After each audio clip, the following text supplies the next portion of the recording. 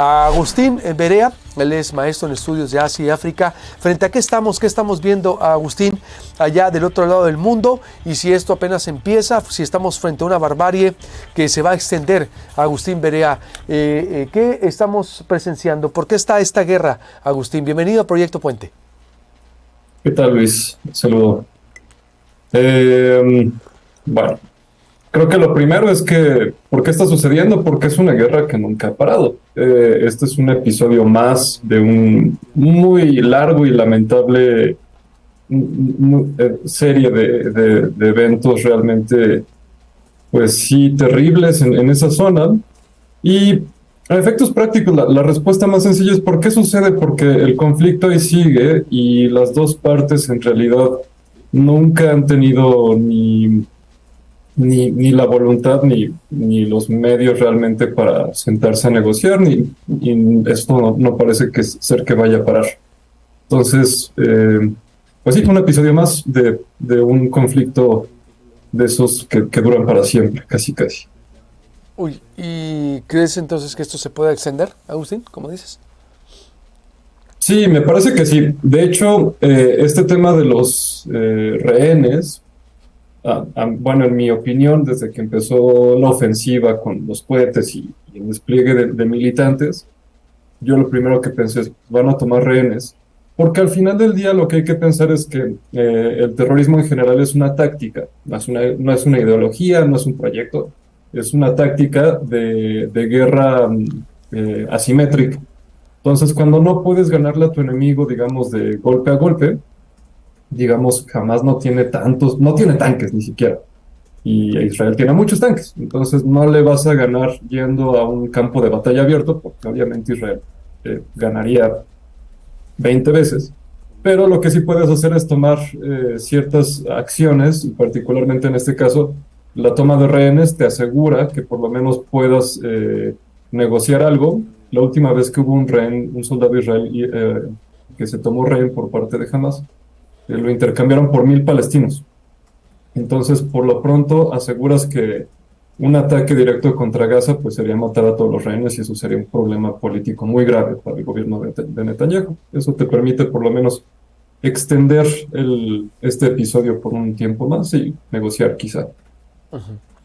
¿Y qué es lo que está buscando Hamas, Agustín?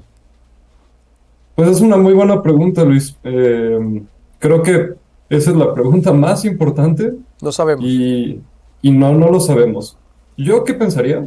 Y claro, es una especulación, aunque que sea una especulación educada, ¿no? Pero sigue siendo especulación. Yo esperaría que les pida que reabran la frontera con Egipto, la frontera del Sinaí, y quizá alguna concesión sobre acuerdos sobre la mezquita Al-Aqsa, que no sé si ubicas, pero la mezquita Al-Aqsa es el tercer sitio más sagrado del Islam y está justo arriba del monte del templo donde está el famoso Muro de los Lamentos. Y han habido en los últimos años muchas provocaciones de ultraderechas israelíes que intentan hasta sacrificar una cabra ahí en la mezquita Al-Aqsa, y pues han sido provocaciones que han causado muchos temas ahí de disturbios civiles. Entonces, yo pensaría que sus dos exigencias sería eso: acuerdos que se respeten para la zona de la mezquita Al-Aqsa y la apertura de la frontera con el Sinaí. Uy, y frente a qué estamos entonces, Agustín, si todavía exactamente no sabemos, y esto puede durar mucho y puede ser entonces algo que no habíamos visto, ¿cuál sería el hilo conductor? ¿O crees que puede haber una negociación en esto, o Israel va una contraofensiva hasta vaya ganar otra vez, recuperar el respeto? Es decir, ¿cómo lo pudiéramos interpretar? Qué bueno que lo pones así, porque justamente dentro del lado de Israel hay presiones políticas también fuertes.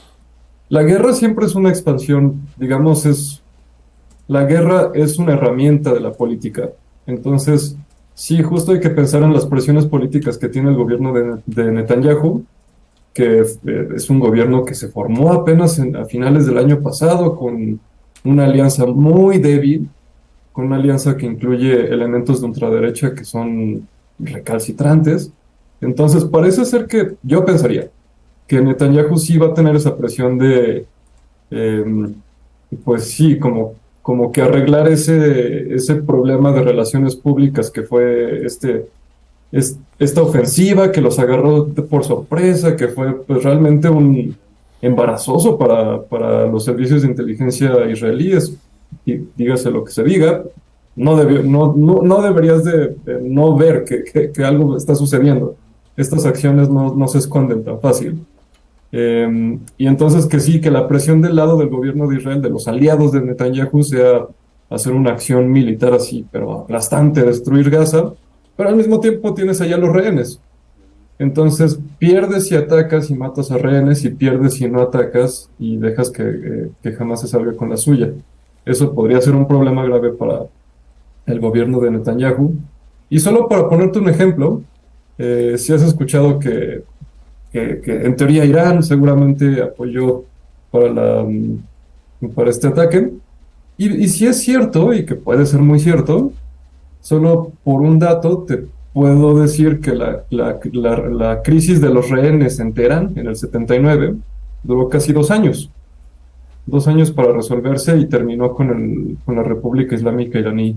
Siguió obteniendo bastantes concesiones en ese momento. O sea, fue una buena táctica y pues podría ser que jamás le salga igual de bien y se dure también un buen rato. Tal vez no 2 años, pero sí, yo esperaría que dure unos meses más por lo Pero menos. es tan poderoso jamás, es decir, porque según Israel es como el ISIS, es decir, ¿no? El Estado Islámico que nació después de la guerra de Irak, como sabemos, es decir, y que fue pues una reconfiguración de lo que sería Al Qaeda, pero con mucho mayor poder.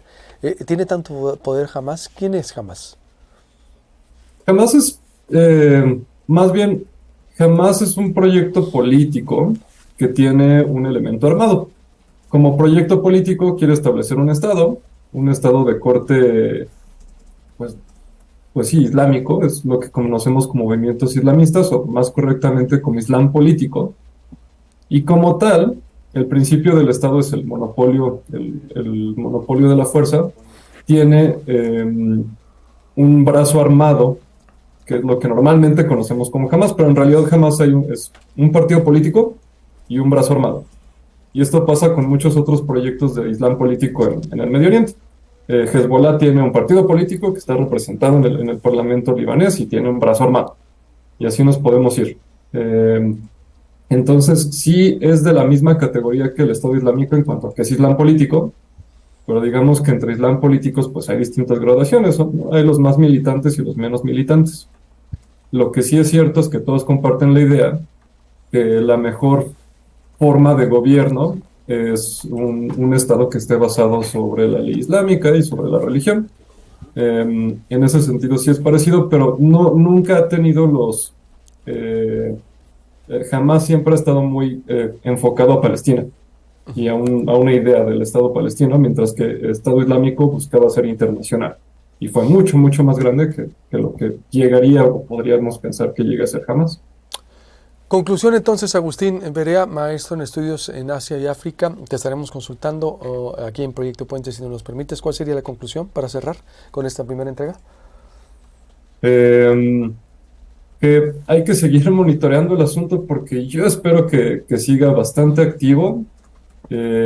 Probablemente no dejemos de ver un poco algunas tragedias en la zona, pero que sí, ciertamente, mientras más veamos las acciones de los dos actores en este conflicto, más podremos adivinar qué es lo que quieren. Y una vez sabiendo qué quieren, ahí sí podremos predecir un poco más fácil qué es lo que sucede en el futuro. Bien, gracias Agustín, te agradezco mucho y estamos en contacto, maestro. Buenos días. Un gusto, saludos.